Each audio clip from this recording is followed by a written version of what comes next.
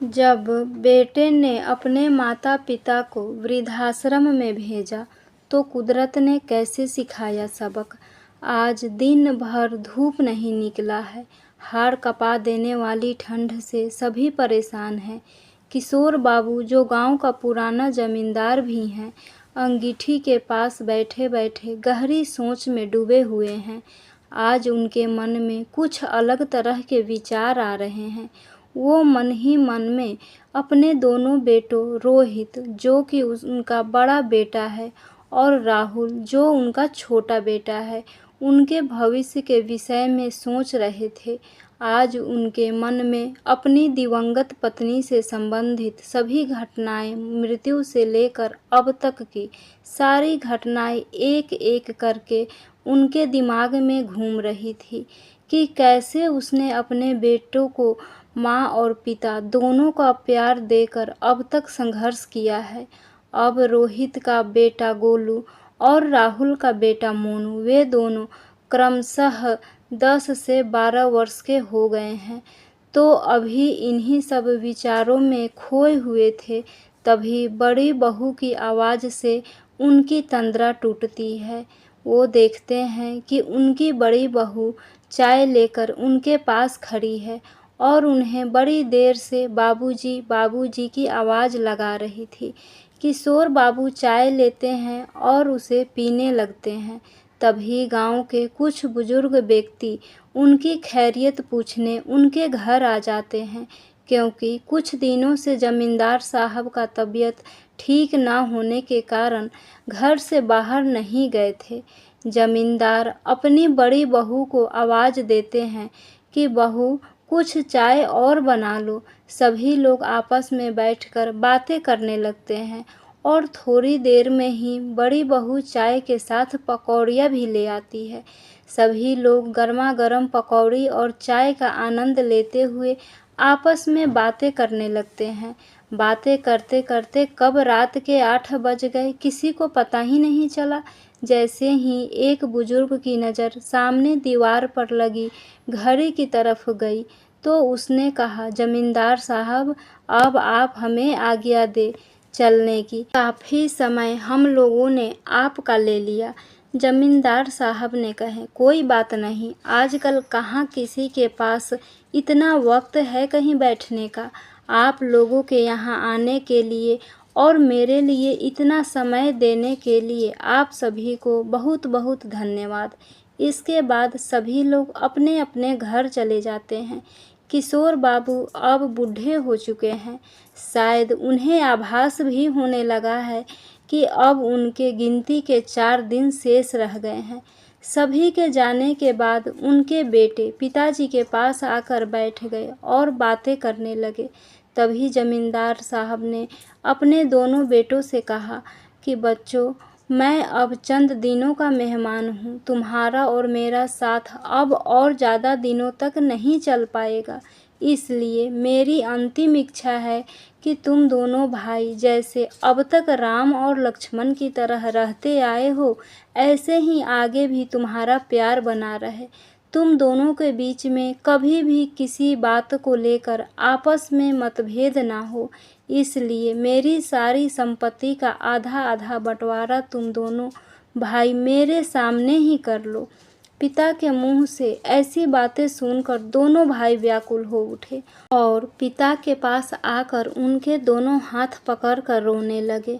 और रोते हुए बड़ा बेटा रोहित कहने लगा कि पिताजी, आपने हमें बचपन से लेकर आज तक माँ की कमी कभी भी खलने नहीं दिया और आज आप भी हमें छोड़ने की बात कर रहे हैं। पिताजी, हम लोग आपके बिना नहीं रह पाएंगे, आपको कुछ भी नहीं होगा। बच्चों को गले लगाते हुए जमींदार ने कहा, बेटा, ये तो प्रकृति का नियम है, जो आया है उसे एक दिन अवश्य जाना पड़ता है। पहले मैं भी यही समझता था कि तुम्हारी माँ के जाने के बाद मैं दोनों बेटों की परवरिश अच्छे से कर भी पाऊँगा कि नहीं, लेकिन तुम्हारी माँ ने जाने के बाद भी मुझे जीने का साहस देती रही और आज मेरे दोनों बेटे बहुत ही होशियार हो गए हैं। अब मैं आराम से जाकर तुम्हारी माँ से कह सकूँगा कि मैं तुम्हारे दोनों बेटों और दोनों बहुओं तथा दोनों नातियों को हंसता खेलता छोड़कर आया हूँ। इसलिए मेरी आखिरी इच्छा पूर्ण करने के लिए तुम दोनों भाई मेरे सामने ही सारी संपत्ति को 2 हिस्सों में अभी बांट लो। पिता के बार बार जिद करता देख दोनों भाई ने कहा, पिताजी, अगर आपकी इच्छा यही है तो आप ही बंटवारा कर दीजिए। आप जिसको जो देंगे वो आपका दिया हुआ प्रसाद समझकर रख लेगा। पिता ने दोनों बेटों को आधी आधी संपत्ति बांट दिया और दोनों बेटों ने उसे सर झुकाकर स्वीकार कर लिया। इसके पश्चात सभी लोग एक साथ बैठकर भोजन करते हैं। भोजन करने के बाद दोनों भाई पिता को दवा आदि देकर उनके पास बैठकर खेत में फसल की स्थिति पर बात करते हैं। इस प्रकार बात करते करते काफ़ी रात हो जाती है। पिताजी ने दोनों बेटों को कहा कि जाओ, अब तुम लोग भी जाकर सो जाओ, सुबह अपने अपने काम पर भी तो जाना है। इसके बाद पिता के पैर छूकर दोनों बेटे अपने अपने कमरों में सोने के लिए चले जाते हैं। सुबह जब बड़ा बेटा पिताजी के पैर छूने उनके पास आता है तो देखता है कि पिताजी के हाथ पैर ढीले पड़ चुके थे, उनकी सांस रुक चुकी थी और वो अपने अंतिम यात्रा पर निकल चुके थे। रोहित पिता की इस स्थिति को देखकर उनसे चिपक कर जोर जोर से रोने लगता है। बड़े बेटे के जोर जोर से रोने की आवाज़ सुनकर सारा परिवार इकट्ठा हो गया। थोड़ी देर में कई पड़ोसी भी आ जाते हैं। पड़ोस के कुछ बुजुर्ग व्यक्तियों ने दोनों बेटों को दिलासा दिया और आगे क्रियाकर्म की तैयारी करने को कहा। दोनों बेटों ने मिलकर पिता की क्रियाकर्म आदि सब विधि विधान से संपादित किया। पिताजी के गुजर जाने के कुछ दिनों बाद छोटे बेटे राहुल की पत्नी ने अपने पति से कहा, क्यों न हम लोग अपने गांव की संपत्ति को बेचकर शहर में एक नया घर खरीद लेते और शहर में रहने से मोनू की पढ़ाई बहुत अच्छी तरह से हो जाएगी। राहुल ने कहा कि इसके लिए बड़े भैया से भी पूछना पड़ेगा। इस पर पत्नी ने तुनक कर कहा कि बड़े भाई क्यों चाहेंगे कि आपका बेटा शहर के अच्छे स्कूल में पढ़े। वो तो यही चाहेंगे कि हमारा मोनू भी उनके बेटे गोलू की तरह गांव के छोटे से स्कूल में पढ़े। मोनू को भी गांव का स्कूल पसंद नहीं है। आज जिनके पास कुछ भी नहीं है उनके बेटे भी शहर में पढ़ रहे हैं और हम लोग इतने बड़े जमींदार होते हुए भी अपने बच्चों को शहर में नहीं पढ़ा पा रहे हैं। इस प्रकार पत्नी और बेटे की जिद को देखकर राहुल ने कहा, ठीक है, कल सुबह बड़े भैया से बात करके देखते हैं, अगर वो कहेंगे तभी शहर चलने की सोचेंगे। इतना कहकर वो सो गया। सुबह जब उठा तो पत्नी फिर से टेप रिकॉर्ड की तरह वहीं से बजना शुरू हो गई जहां से रात में बंद हुई थी। राहुल कमरे से निकलकर बड़े भाई के पास जाकर बैठ जाता है और बहुत ही संकोच के साथ भाई से पत्नी वाली बात कह देता है। छोटे भाई की बात सुनकर प्रसन्नतापूर्वक कहता है कि यह तो बहुत अच्छी बात है। अगर मोनू का मन शहर के स्कूल में पढ़ने का है तो उसे शहर में अवश्य पढ़ाएंगे। छोटे भाई ने कहा कि लेकिन मेरे हिस्से की ज़मीन जायदाद इतनी जल्दी कैसे बिक पाएगी। बड़े भाई ने कहा, अरे पगले, मोनू को पढ़ाने के लिए पूर्वजों की संपत्ति बेचने की क्या आवश्यकता है। मोनू को तो हम दोनों भाई मिलकर शहर में पढ़ा ही सकते हैं। इतने में राहुल की पत्नी बोली, भाई साहब, हम लोग सोच रहे हैं कि शहर में ही जाकर बस जाए। जब यहाँ रहना ही नहीं है तो यहाँ संपत्ति रखने का क्या फ़ायदा। बड़े भाई को अब सब समझ में आ गया कि अब कुछ भी समझाने से कोई भी फ़ायदा नहीं। इन लोगों ने शहर जाने का मन पूरी तरह से बना लिया है। अतः उसने राहुल से कहा कि आज जरा गांव में जाकर ज़मीन के भाव पूछ आना कि इस समय गांव की ज़मीन के क्या भाव चल रहे हैं। लेकिन ये किसी से मत बताना कि तुम ये सब क्यों पूछ रहे हो। छोटे भाई ने वैसा ही किया जैसा बड़े भाई ने कहा था। उसने जाकर गांव में कई लोगों से ज़मीन के भाव पूछा और घर वापस आ गया और घर आकर पत्नी को सारी बातें बता दी। उसकी पत्नी ने तुरंत पेन और कागज़ लेकर अपने हिस्से की पूरी संपत्ति का हिसाब लगा लिया और पति को बताया कि हमारी पूरी संपत्ति लगभग 70 लाख की है। अगर हमें 70 लाख रुपए मिल गए तो इससे हम शहर में अच्छा मकान भी ले लेंगे और मोनू की पढ़ाई भी शहर के सबसे अच्छे स्कूल में हो जाएगी। रात में जब बड़ा भाई घर आया तो छोटे भाई और उसकी पत्नी को बुलाया और पूछा कि ज़मीन के भाव का पता लगा लिया। इससे पहले कि छोटा भाई कुछ कहता कि उसकी पत्नी बीच में ही बोल पड़ी और कहा कि भाई साहब, हमारे हिस्से के पूरे संपत्ति 70 लाख रुपए की है। बड़े भाई ने कहा कि आप लोग बैठो, मैं 2 मिनट में आता हूँ। इतना कहकर वो अपने कमरे में गया और रुपयों से भरा बैग लेकर बाहर निकला और छोटे भाई को रुपए से भरा बैग पकड़ाते हुए कहा कि गिनती कर लेना, पूरे 70 लाख रुपए हैं। छोटे भाई ने कहा कि भैया, अभी ज़मीन की रजिस्ट्री तो किया ही नहीं, तो ये पैसे इतनी जल्दी कहाँ से आ गए? बड़े भाई ने कहा कि तुम्हारी भाभी के गहने थे, कुछ मेरे पास थे और कुछ लोगों से कर्ज ले लिया। भाई, तुझे शहर भी तो जल्दी जाना है, अगर लेट हो जाएगा तो मोनू का एडमिशन भी अच्छे स्कूल में नहीं हो पाएगा, इसलिए मैं जल्दी जल्दी सारा पैसा इंतज़ाम कर लिया। रही बात रजिस्ट्री की, तो उसकी कोई ज़रूरत नहीं, रजिस्ट्री में भी रुपए क्यों बर्बाद किया जाए। अगर तुम्हारी इच्छा है तो स्टाम्प या किसी सादे कागज़ पर जो लिखना चाहे लिखकर अपनी भाभी को दे देना। छोटे भाई ने कहा कि भैया, ये तो गलत है, आप रजिस्ट्री ज़रूर करवा लो। रही बात रुपयों की, तो इन्हीं रुपयों में से रजिस्ट्री भी हो जाएगी, आपको अलग से खर्च करने की ज़रूरत नहीं है। बड़े भाई ने कहा, नहीं, इसकी कोई ज़रूरत नहीं है, जितना मैंने कहा बस उतना ही करो। राहुल ने अगले दिन तहसील से एक स्टाम्प लाकर सब कुछ उसमें लिखकर अपनी और अपनी पत्नी और बेटे सभी के हस्ताक्षर अंकित कर स्टाम्प भाभी को देकर शहर चला गया।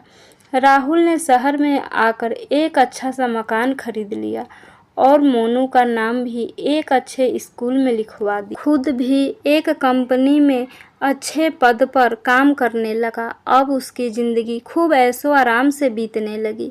इस तरह कई वर्ष बीत गए। एक दिन बड़े भाई रोहित शहर में किसी काम से आए तो सोचा कि क्यों ना राहुल से भी मिलता चलूँ। 2 वर्ष हो गए हैं, उसका कोई हाल नहीं मिला और मोनू को भी देखने की बहुत इच्छा हो रही है और इस समय गर्मी भी बहुत है। इस बहाने थोड़ा समय भी राहुल के घर पर बीत जाएगा और फिर शाम वाली बस से गांव वापस चला जाऊंगा। यही सब सोचकर राहुल अपने छोटे भाई के मकान की तरफ पैदल ही चल पड़ा।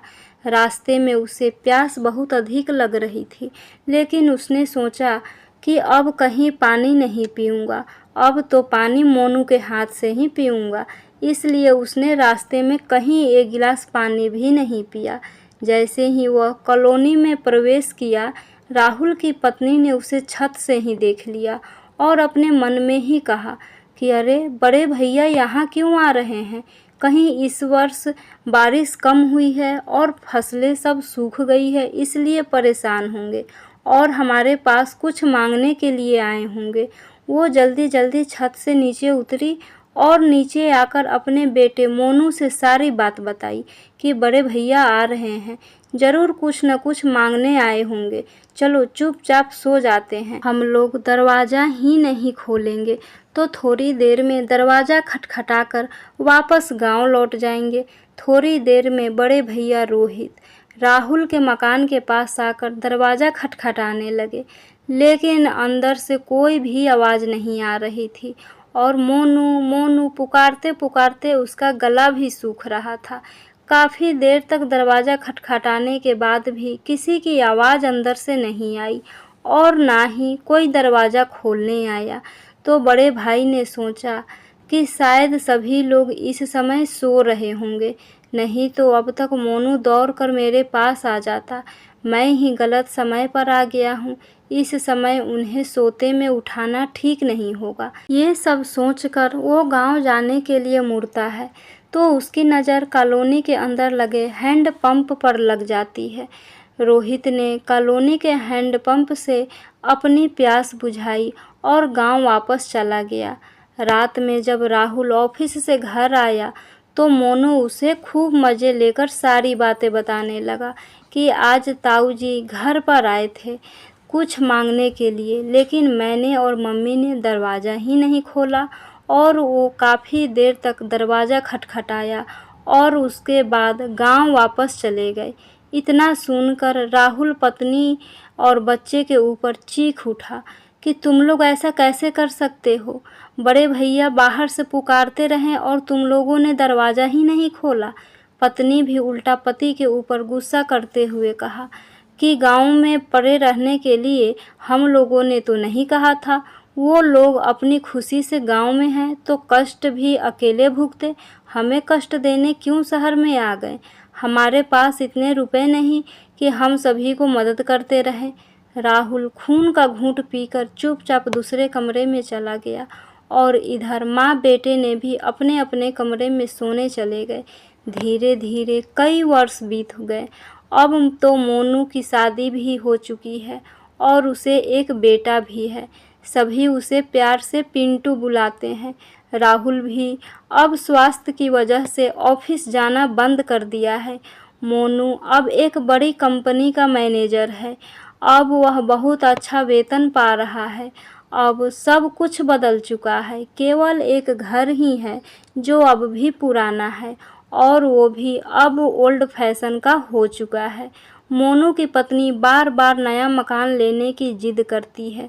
मोनू ने एक दिन पत्नी की बात से तंग आकर नया मकान लेने का विचार करके अपने पिताजी और माताजी के पास गया और कहने लगा कि पिताजी, अब ये तो घर छोटा पड़ रहा है, क्यों न हम लोग इसे बेचकर एक बड़ा मकान ले लेते हैं। इस मकान को बेचने से कुछ रुपए मिल जाएंगे और जो कुछ कम पड़ेगा वो मैं अपनी नौकरी पर लोन लेकर चुका दूंगा। माता पिता ने बेटे की बात मान ली और कहा कि बेटा, रहना तुम ही लोगों को है, हम लोगों का समय तो व्यतीत हो चुका है, तुम जैसा चाहो वैसा करो। पिता की सहमति मिलते ही मोनू तुरंत एक नया मकान बुक करवा दिया और बहुत जल्द पुराने मकान को बेचकर नए मकान में प्रवेश कर लिया। राहुल और उसकी पत्नी जब नए मकान में पहुंचे तो उनकी बहू और पोते ने नए घर का एक एक कमरा दिखाना शुरू किया और सभी कमरों में क्या रहेगा वो भी बताते जा रहे थे। जब सारा मकान दिखा दिया तो दादी माँ ने पिंटू से कहा, पिंटू बेटा, आपने सारा मकान तो दिखा दिया, लेकिन ये तो बताया ही नहीं कि तुम्हारे दादा और दादी का कमरा कौन सा है। ये सुनते ही पिंटू तुरंत बोल पड़ा कि आप लोगों के लिए तो मम्मी पापा ने एक बहुत बड़ा घर देखा है जिसमें ढेर सारे कमरे हैं और उसमें सभी के दादा दादी रहते हैं। मेरे दोस्त के दादा दादी भी वहीं पर रहते हैं। हम लोग कल ही वहाँ गए थे आप लोगों के लिए नया मकान देखने। पिंटू के इतना कहते ही पिंटू की मम्मी का सर शर्म से नीचे झुक गया। अब वो अपने ससुर और सासू माँ से नज़रें नहीं मिला पा रही थी।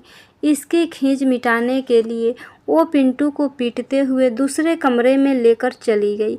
राहुल और उसकी पत्नी एक दूसरे का मुंह देखकर मन ही मन अपने आप को सांत्वना देने लगते हैं। उनकी दशा एक स्थित प्रज्ञ की तरह हो चुकी थी। उनको अब कुछ भी समझ में नहीं आ रहा था कि अब वो क्या करे। किसी तरह दिन तो बीत गया। रात में दोनों के इच्छा जी भर रोने का कर रहा था, लेकिन पत्नी शर्म के कारण पति के सामने नहीं रो पा रही थी। अंत में राहुल ने अपने आप को समझाते हुए पत्नी से कहा कि अब तुम्हें अपने किए की याद आ रही होगी, लेकिन अब पछताने से कोई फायदा नहीं। अब स्थिति हमारे हाथ से निकल चुकी है, अतः कल सुबह होते ही घर से चलने की तैयारी कर लो। सुबह होते ही अपने आप निकल चलते हैं, नहीं तो बहू और बेटा चुपचाप छोड़ आएंगे तो ज़्यादा अपमानजनक होगा। इतना कहकर राहुल दूसरी तरफ मुंह करके लेट गया। रात भर दोनों सोने का नाटक करते रहे, लेकिन रात भर दोनों में से किसी को भी नींद नहीं आई। सुबह होते ही दोनों पति पत्नी जल्दी जल्दी नहाकर तैयार हो गए। राहुल बेटे के साथ चाय पीते हुए बेटे से कहा कि मोनू, हम लोग सोच रहे हैं कि कुछ दिन पड़ोस वाले शर्मा जी इस समय जहाँ पर रह रहे हैं उनके पास घूम आते हैं। सुना है कि वहाँ पर लोगों की बहुत सेवा होती है और उन लोगों को वहाँ बहुत सारी सुविधाएं दी जाती है। बेटा, तू भी ले चल के हमें वहाँ छोड़ दो। इतना सुनते ही बेटा और बहू मन ही मन बहुत ही प्रसन्न हुए। अब उनकी खुशी का कोई ठिकाना नहीं रहा। आज उन्हें ऐसा लग रहा था मानो बिना मांगे ही ऊपर वाले ने सब कुछ दे दिया है। मोनू ने पत्नी से कहा, जल्दी से माँ और पिताजी के लिए भोजन तैयार कर दो। मैं ऑफिस जाते वक्त इन लोगों को शर्मा जी वाले अपना घर में कुछ दिनों के लिए छोड़ आऊँगा। पत्नी भी खुश होकर भोजन में कई तरह की चीज़ बनाकर ले आई और सभी लोगों ने एक साथ भोजन किया। आज बहुत दिनों बाद घर में इतनी खुशी का माहौल एवं खाने में स्वाद मिला था। भोजन करने के उपरांत मोनू चौराहे से जाकर एक ऑटो बुक कर लाता है और माँ और पिताजी से कहता है कि आज मेरी एक बहुत आवश्यक मीटिंग है, इसलिए मैं नहीं चल पाऊँगा आप लोगों को छोड़ने। इस रिक्शे वाले को सब कुछ समझा दिया है, ये आप लोगों को शर्मा जी वाले अपना घर में छोड़ आएगा। पिताजी ने कहा, कोई बात नहीं बेटा, हम लोग इस ऑटो से चले जाएंगे। इतना कहकर वो लोग ऑटो में जाकर बैठ गए। बहू ने तुरंत बैग उठाकर ऑटो के अंदर रख दिया और माँ और पिताजी के पैर छूकर कहा कि हम लोग आप लोगों से बहुत जल्द मिलने आएंगे।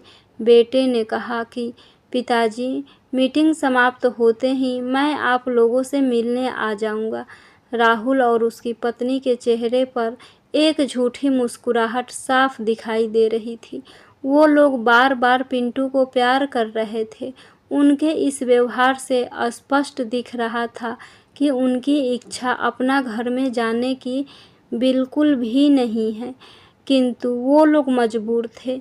जाने से पहले दादा दादी ने अपने पोते को ढेर सारा प्यार और आशीर्वाद दिया। इसके पश्चात ऑटो वाले ने अपना ऑटो स्टार्ट किया और अपना घर के लिए चल दिया। घर से कुछ दूर निकलने पर दोनों पति पत्नी एक बार फिर गमों के दुनिया में गोते लगाने लगते हैं। लगभग 45 मिनट बाद ऑटो के बंद होते ही दोनों अपने गमों की दुनिया से बाहर आते हैं और राहुल कहता है कि भाई, आ गया क्या अपना घर? ड्राइवर ने जवाब दिया, जी साहब, आ गया। इसके बाद दोनों पति पत्नी ऑटो से उतरकर अपना घर के स्वागत कक्ष पर पहुंचते हैं। ड्राइवर भी बैग लेकर दोनों को स्वागत कक्ष तक छोड़ने आता है और उसके बाद दोनों पति पत्नी से विदा लेकर यह बड़बड़ाते हुए कि क्या ज़माना आ गया है, वो चला जाता है। राहुल और उसकी पत्नी जब स्वागत कक्ष पर पहुँचे और उन्होंने अपना नाम बताया तो स्वागत कक्ष वाले ने तुरंत जवाब दिया, जी अंकल जी, आपका नाम पहले से ही लिखा हुआ है, आप लोग अंदर चले जाइए, वहाँ आपको सब कुछ विस्तार से बता दिया जाएगा। दोनों पति पत्नी हैरान होकर एक दूसरे को देखने लगते हैं, लेकिन कुछ कहना चाह कर भी एक दूसरे से कुछ भी नहीं कह पा रहे थे। इसके कुछ देर बाद अपना घर के इंचार्ज आ गए। उन्होंने दोनों का अपना घर के नियम अनुसार स्वागत किया और वहां पर उपलब्ध सभी सुविधाओं से अवगत कराया। इसके पश्चात दोनों पति पत्नी अपने अपने कक्ष की ओर चले गए। इस प्रकार राहुल और उसकी पत्नी को वृद्धाश्रम में रहते हुए काफ़ी समय व्यतीत हो गया। एक दिन अपना घर के सभी लोग बहुत खुश दिख रहे थे। सभी लोग आपस में खुश होकर कुछ बातें कर रहे थे। राहुल ने सब लोगों को इतना खुश कभी नहीं देखा था। उसने कौतूहल बस अपने एक साथी से पूछा कि आज सभी लोग इतना खुश क्यों हैं। इस पर उसने कहा कि कल एक बड़े अधिकारी के पिताजी का जन्मदिन है।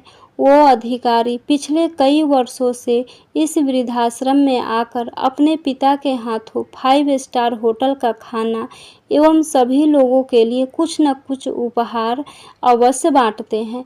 वही अधिकारी और उनके पिता कल फिर इस आश्रम में आ रहे हैं, इसलिए सभी लोग इतने खुश हैं कि पूरे 1 साल में एक बार हम लोगों को 5 स्टार होटल के भोजन बड़े प्यार और अपनापन के साथ नसीब होता है।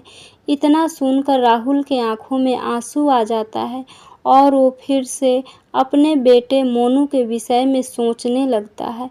दूसरे दिन सभी वृद्धाश्रम के लोग नहा धोकर नए कपड़े पहनकर तैयार हो जाते हैं।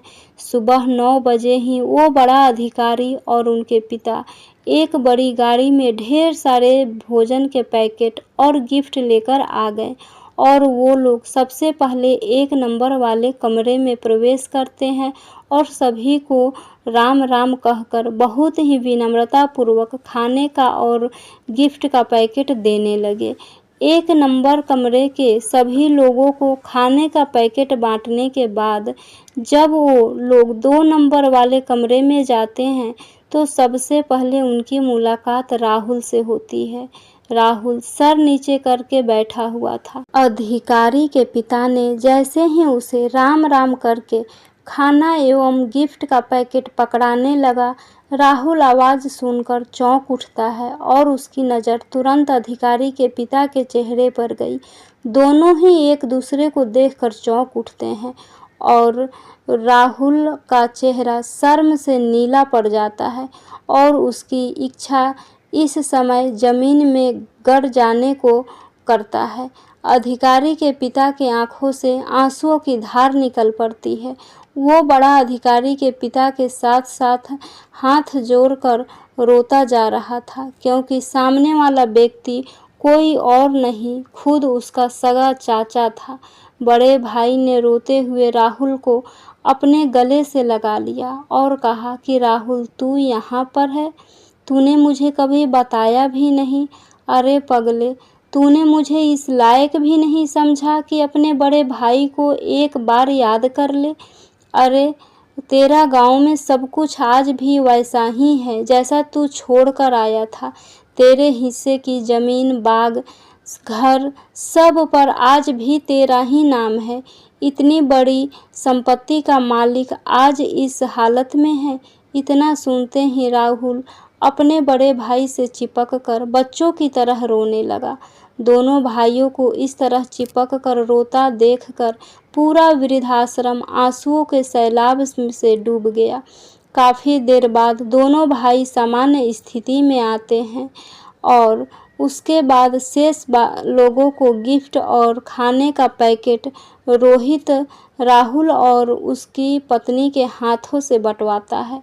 राहुल की पत्नी, जो किसी से नज़रें नहीं मिला पा रही थी, कुछ दूर जाकर अकेले में बैठकर रोने लगती है। गोलू अधिकारी उसके पास खाने का पैकेट लेकर जाता है और कहता है कि चाची, मुझे बहुत ज़ोर से भूख लगी है। बहुत दिन हो गए आपके हाथों से खाना खाए हुए। आज एक बार फिर मुझे अपने हाथ से खाना खिला दो। इतना सुनते ही चाची गोलू को गले लगाकर और तेज से रोने लगी। उसे देखकर ऐसे लगता है कि आज अपने सारी गलतियों को इन्हीं आंसुओं से धो देना चाहती है। इसके बाद गोलू चाची के हाथ से खाना खाता है और अपने हाथ से चाची को खाना खिलाता है। दोनों लोग खाते खाते रोते जा रहे थे। उधर दोनों भाइयों की स्थिति भी कुछ इसी तरह की थी। वो दोनों भाई भी एक दूसरे को खाना खिला रहे थे और दोनों रोते भी जा रहे थे। दोनों भाइयों का ऐसा प्रेम देखकर वृद्धाश्रम के सभी लोग भाव विभोर होकर रोने लगते हैं और सोचते हैं कि इस दुनिया में एक भाई ऐसा भी है। इस प्रकार भोजन करने के बाद रोहित ने अपने बेटे से कहा कि जाओ, चाचा चाची के बैग उठा कर ले आओ और जो भी वृद्धाश्रम के कागजी कार्रवाई हो उसे पूरा करो। गोलू तुरंत जाकर वृद्धाश्रम की कार्रवाई पूर्ण कर चाचा चाची के बैग लाता है और उन्हें गाड़ी में रखवा देता है। राहुल और उसकी पत्नी शर्म की वजह से अब गांव नहीं जाना चाहते, लेकिन राहुल के लिए बड़े भाई का आदेश आज भी ब्रह्म वाक्य था। वह चाह कर भी बड़े भाई की बात को नहीं काट सका और बड़े भाई के साथ गाड़ी में जाकर बैठ गया और सभी लोग गांव के लिए निकल पड़े। गांव पहुंचकर राहुल देखता है कि वहां अब भी उसका कमरा एवं उसका सारा सामान जैसा छोड़कर गया था वहीं पर वैसा ही रखा हुआ है। उन्हें देखकर ऐसा लग रहा था मानो किसी ने बड़े प्यार से उनकी देखभाल करता रहा है। घर पहुंचते ही उसकी भाभी एवं गोलू की पत्नी और बच्चों ने इस सम्मान के साथ स्वागत किया कि उन्हें ऐसा लगा कि जैसे ये लोग उनसे कभी दूर हुए ही नहीं थे, वरना हम लोग इनसे दूर हो गए थे। उन लोगों का इस प्रकार का व्यवहार देखकर राहुल और उसकी पत्नी हतप्रभ थे और मन ही मन शर्मिंदा भी हो रहे थे। सभी लोगों से इतना प्यार पाकर उन लोगों का जीवन एक बार पुनः खुशियों से महकने लगा। इस प्रकार धीरे धीरे लगभग 3 वर्ष व्यतीत हो गए। एक दिन रोहित अपने बेटे गोलू के साथ अस्पताल में अपना रूटीन चेकअप कराने गया हुआ था। अस्पताल के अंदर प्रवेश करते ही वो लोग देखते हैं कि एक व्यक्ति जिसकी गोद में एक लड़का है वह एक औरत के साथ है। डॉक्टर के पास कुछ गिड़गिड़ाते हुए उसके पैर छू रहा है और डॉक्टर उसे मना करते हुए अपने चेंबर में चला गया। अस्पताल का स्टाफ उस व्यक्ति को पकड़कर गेट के बाहर के तरफ ला रहे थे। रोहित से ये सब देखा नहीं जा रहा था। उसने उस व्यक्ति से पूछा कि क्या हुआ है इस बच्चे को। जैसे ही उस व्यक्ति और रोहित का चेहरा एक दूसरे की तरफ मुड़ता है तो दोनों आश्चर्यचकित रह जाते हैं। रोहित कहता है कि मोनू बेटा तुम। मोनू रोहित के चरणों में गिर पड़ता है और कहता है कि ताऊ जी मेरे बेटे को बचा लो, इसके दिल में छेद है, आज ही इसका ऑपरेशन होना है। मेरे पास कुछ रुपए कम है इसलिए डॉक्टर इसका ऑपरेशन नहीं कर रहे हैं। रोहित ने मोनू को शांत करते हुए कहा कि तुम चुप हो जाओ, अभी हम लोग डॉक्टर से बात करके इसके ऑपरेशन का प्रबंध करते हैं। और सभी लोग डॉक्टर के चेंबर की ओर चल देते हैं। डॉक्टर के चेंबर में प्रवेश करते ही डॉक्टर अपनी सीट पर से उठकर कहता है कि आइए सर। इस पर गोलू कहता है कि डॉक्टर साहब पहले आप मेरे भतीजे के ऑपरेशन की तुरंत प्रबंध कीजिए। डॉक्टर ने कहा सर ये आपका भतीजा है। इस पर गोलू कहता है कि परिचय का काम बाद में होगा, पहले आप ऑपरेशन की व्यवस्था करिए। डॉक्टर तुरंत अपने सहायक को बुलाकर पिंटू को ऑपरेशन थिएटर में ले जाकर पूरी तैयारी करने को कहता है और खुद अन्य डॉक्टरों से तुरंत अस्पताल में लाने के लिए फ़ोन करने लगता है।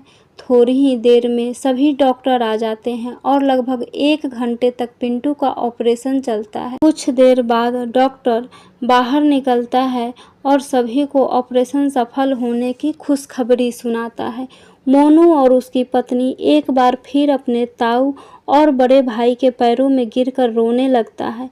रोहित पूछता है कि मोनू बेटा तुम तो एक बड़ी कंपनी में मैनेजर थे, तुम्हारी ये स्थिति कैसे हुई। मोनू बताता है कि कंपनी को बहुत बड़ा घाटा लगने के कारण वो बंद हो गई और मकान का लोन न चुकाने के कारण घर भी बिक गया और हम लोग सड़क पर आ गए और ये सब हमारे कर्मों का ही फल है। हम लोगों ने माँ और पिता के साथ अच्छा व्यवहार नहीं किया, उन्हें ले जाकर वृद्धाश्रम में छोड़ आए। उन लोगों के घर से जाते ही हम लोगों को एक साथ कई विपत्तियों का सामना करना पड़ा और अंत में आज स्थिति इस स्थिति पर आ गई है। ताऊ जी हम लोगों को माफ़ कर दो, हम लोग अपने सुख के चक्कर में अंधे हो गए थे। आज माँ और पिताजी पता नहीं वृद्धाश्रम में किस हाल में होंगे। हम लोग कभी उनका हाल जानने भी उनके पास तक नहीं गए। उन्हीं कर्मों का फल आज हम लोग भुगत रहे हैं। इतना कहकर मोनू फूट फूट कर रोने लगा। ताऊ जी ने कहा, तुमने बहुत गलत किया है अपने माँ बाप के साथ, लेकिन तुम्हारे इन पश्चाताप के आंसुओं से तुम्हारा पाप कुछ कम अवश्य हो जाएगा। थोड़ी देर बाद पिंटू को भी होश आ गया। अब सभी लोग बहुत खुश थे। ताऊ जी ने कुछ रुपए मोनू के जेब में डालते हुए कहा कि बेटा, अब हम लोग गांव जा रहे हैं। गोलू तुम्हारा हाल चाल लेने रोज आता रहेगा। मैं जिस दिन पिंटू डिस्चार्ज होगा उस दिन पुनः आऊँगा। इतना कहकर वो लोग गांव चले जाते हैं। 7 दिन बाद जब पिंटू अस्पताल से डिस्चार्ज होता है तो रोहित फिर आ जाता है और मोनू और उसकी पत्नी को गांव चलने के लिए कहता है। मोनू कहता है कि ताऊ जी, गांव में तो हमारा कुछ भी नहीं है। वहाँ का सब कुछ तो हम लोगों ने काफ़ी पहले बेच दिया है। अब किस मुंह से गांव चलूँ? रोहित कहता है, मोनू, तू अब भी हम लोगों को पराया समझता है। मैं तो हमेशा से तुझे अपने गोलू से बढ़कर मानता आया हूँ। क्या तुझ पर मेरा कोई अधिकार नहीं है? इतनी बात सुनकर मोनू अपने ताऊ से लिपट कर रोने लगता है और कहता है कि ताऊ जी, हम लोग बहुत गलत थे, लेकिन आपका दिल बहुत बड़ा है। आप इस धरती पर भगवान का एक रूप हो, जो हम लोगों के द्वारा इतना गलत व्यवहार करने के पश्चात भी आप हमें अपना मानते हो। रोहित कहता है कि चुप हो जाओ और चलो गाड़ी में बैठो। सभी लोग गाड़ी में बैठकर गांव आ जाते हैं। गांव में पहुंचकर मोनू देखता है कि उसके माँ और पिताजी पहले से ही घर में मौजूद है। मोनू देखकर आश्चर्यचकित हो जाता है और अपने माँ बाप से नज़रें नहीं मिला पाता है। रोहित कहता है, जाओ अपने माँ बाप के पैर छूकर अपने किए की माफ़ी मांगो। इस पर राहुल कहता है कि मेरे पैर छूने की कोई ज़रूरत नहीं है। मैं नहीं जानता कि ये लोग कौन हैं। इसके बाद गोलू पिंटू को गोदी में लेकर जैसे ही घर में प्रवेश करता है, राहुल और उसकी पत्नी पिंटू की ये हालत देखकर स्वयं को रोक नहीं पाते हैं और सब कुछ भूलकर पिंटू के पास पहुंच जाते हैं और पूछते हैं कि ये क्या हुआ। पिंटू बेटा, तुझे इस पर पिंटू दादा और दादी को देखकर मुस्कुराने लगता है और कहता है कि मेरे दिल में छेद था जिनका ऑपरेशन हुआ है। वैसे तो मैं बिल्कुल ठीक हूँ। दादा और दादी पिंटू से चिपक कर रोने लगते हैं। रोहित भी उन लोगों के पास आ जाता है और कहता है कि राहुल, मोनू को माफ़ कर दो, वो अपने किए पर शर्मिंदा है। भगवान ने तुम्हारे घर से जाने के बाद उसे बहुत दंड दिया है। अब तुम और उसे दंड मत दो। राहुल कहता है कि भैया, अगर आपने मोनू को माफ़ कर दिया है तो मैं कौन होता हूँ इनको ना माफ़ करने वाला। इतना सुनते ही मोनू और उसकी पत्नी राहुल और रोहित के पैर पकड़कर बहुत ज़ोर ज़ोर से रोने लगते हैं। उनको इस तरह रोता देखकर पूरा घर आंसुओं में डूब जाता है। आज रोहित भी मन ही मन बहुत खुश था। उसे बहुत अधिक आत्मसंतुष्टि प्राप्त हो रही थी। आज उसने अपने पिता के सपने को साकार कर दिया और पूरे परिवार को पुनः एक कर दिया।